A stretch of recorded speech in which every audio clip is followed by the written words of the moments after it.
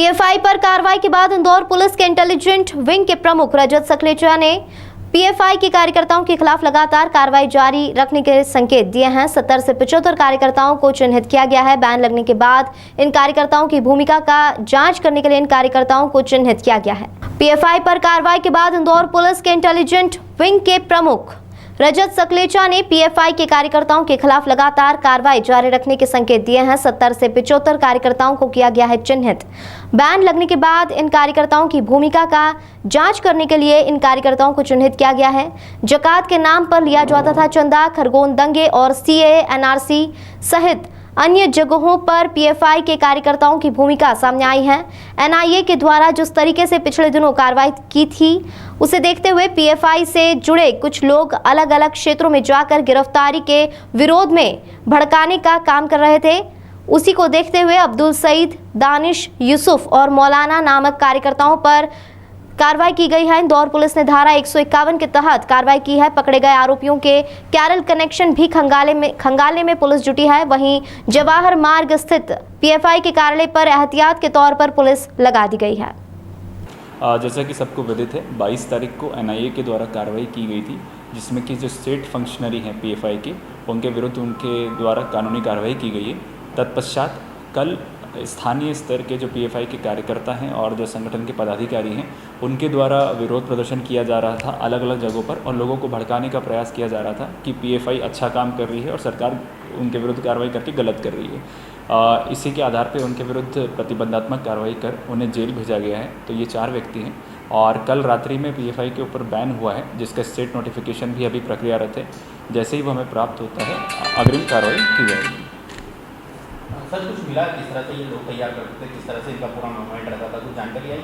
तो जैसा कि सभी जांच एजेंसियों ने पाया है इसमें कि अलग अलग जगहों पर इनके सम्मेलन हुआ करते थे, केरल से लेकर राजस्थान, बिहार, झारखंड, अलग अलग जगह, और पूरे राज्य और देश भर से लोग वहां पर जाके उन सम्मेलनों में शामिल होते थे। साथ ही ये व्हाट्सएप पर अपने यूट्यूब वीडियोज़ और अलग अलग तरह की भड़कालू चीज़ें भेजा करते थे, जिससे कि लोगों को दुष्प्रेरित किया जा सके और वो राष्ट्र के खिलाफ कार्रवाई कर सके। तो फंड कहाँ से आते हैं?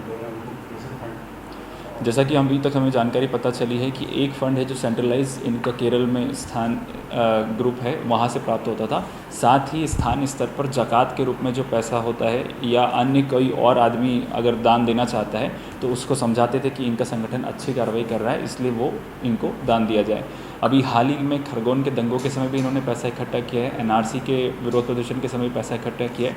तो अलग अलग मुद्दों पर इन लोगों ने समय समय पर पैसा इकट्ठा किया।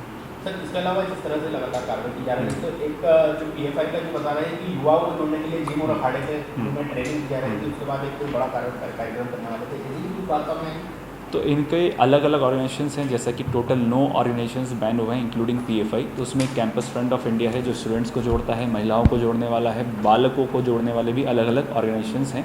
तो इनका अभी जैसे जैसे जांच में पता चलता जाएगा कि ये किस किस तरह से उनको ट्रेन करते थे, क्या सिर्फ पाठ्यक्रम के आधार पर करते थे या शारीरिक क्रियाओं के माध्यम से भी करते थे, ये जाँच में खुल के आएगा। सर, किन लोगों को अभी तक पकड़ा, किस तरह का कामकाज से जुड़े हुए थे ये लोग? तो इसमें एक अब्दुल सईद टेलर हैं जिनके खिलाफ कल 151 की कार्रवाई की गई है। उनकी दर्जी की दुकान है, कोई टाइल्स का बिज़नेस करता है, कोई सीएनसी का बिज़नेस करता है। तो अलग अलग बिज़नेस करने वाले लोग हैं जो पीएफआई से जुड़े हुए थे, जिनको गिरफ्तार कल किया गया और पूर्व में भी किया गया। सर, कितने लोग हैं अभी क्योंकि इंदौर में काफ़ी खजराना, आज़ाद नगर, संत नगर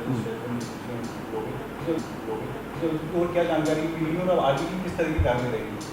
तो इसमें चूँकि जैसे हमने पीएफआई के पदाधिकारियों से पता किया है और उनके जो एनआरसी में विरोध प्रदर्शन हुए हैं या खरगोन दंगों के समय जिन्होंने धरना प्रदर्शन किया है, उन लोगों को हमने तब चिन्हित किया था जिन्होंने पीएफआई के बैनर के तले कार्य किया है, और उनके ऊपर हम लगातार नज़र रख रहे हैं। जो भी ऐसी कार्रवाई कर रहा है या जो अभी भी संगठन के साथ जुड़ा है, तो नोटिफिकेशन के पश्चात उनके खिलाफ कानूनी कार्रवाई की जाएगी। सर, चूँकि अब पीएफआई पे बैन लग चुका है, उनके कार्यकर्ताओं को गिरफ्तार भी किया जा चुका है, तो जो निचले स्तर पर जुड़े हुए थे उन लोगों पर इंदौर पुलिस या आपके द्वारा किस तरह की कार्रवाई की? तो जैसा कि मैंने आपको बताया कि सेंट्रल नोटिफिकेशन जारी हो गया है और स्टेट नोटिफिकेशन भी जारी हो रहा है।